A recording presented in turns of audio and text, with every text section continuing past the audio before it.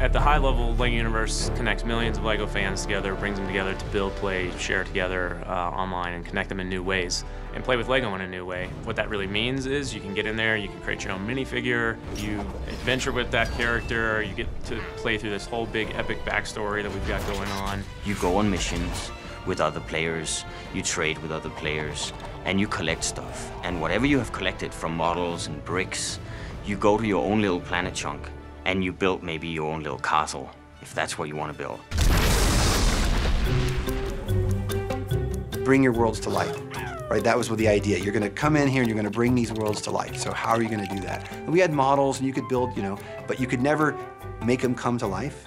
And now it's like, oh, now it can do it. Whoa! Oh, castle, staircase. An 8-year-old can build a big castle that really looks impressive and has dragons that spits fire and everything, right?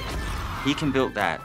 He might not have the bricks in real life or the skill in real life to actually design that castle, but in LEGO Universe, he can bring that all to life. I'm building this really cool thing, and when I show it to you, you're gonna flip out. Not only are you gonna flip out, but then we can play together in that world. I have, words escape me. It's too cool.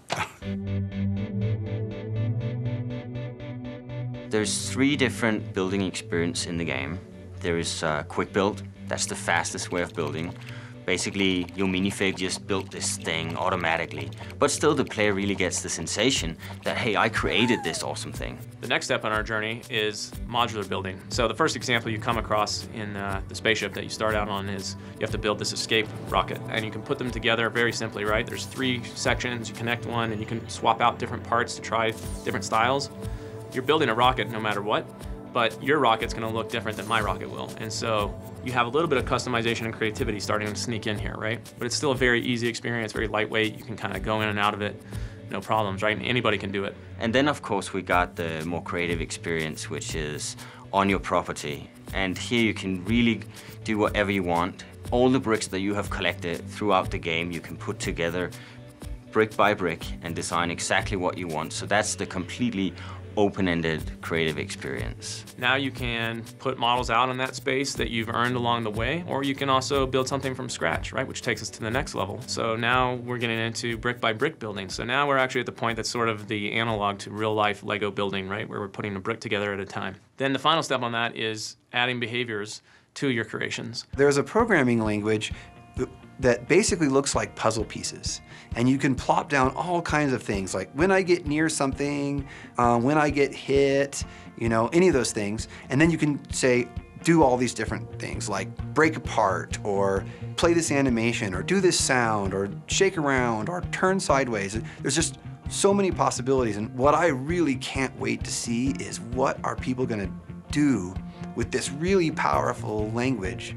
What kind of games are they going to make inside of LEGO Universe? And I can't wait to see which of those come to the top, and kids are off playing that. I've seen scenarios where people will actually have a jumping puzzle where you can unleash a cage that opens up and a dinosaur runs out and starts fighting the other animals that you've set up in your particular environment, and then you can go fight the dinosaur to defend the animals and stuff. It's real fun from the standpoint that players can now make things that other players can play, and just that means the possibilities are literally endless. The quality of the game and the game experience became so important about how we really lift this, not just to be a game, but to be more than the game, but to be an authentic play experience of LEGO.